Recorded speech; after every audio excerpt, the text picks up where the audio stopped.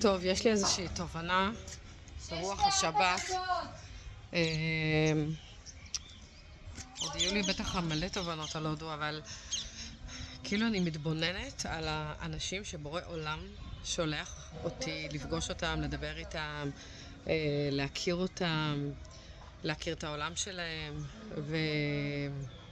וזאת פשוט ברכה. כאילו אני ממש מרגישה שאני מודרכת, אני מלווה, וממש בדברים פיצקים שקורים לי במהלך היום, וממש באנשים שיש לי איתם איזושהי תקשורת יותר קרובה או פחות קרובה, או כל מיני אנשים שאומרים לי כל מיני משפטים, כאילו מה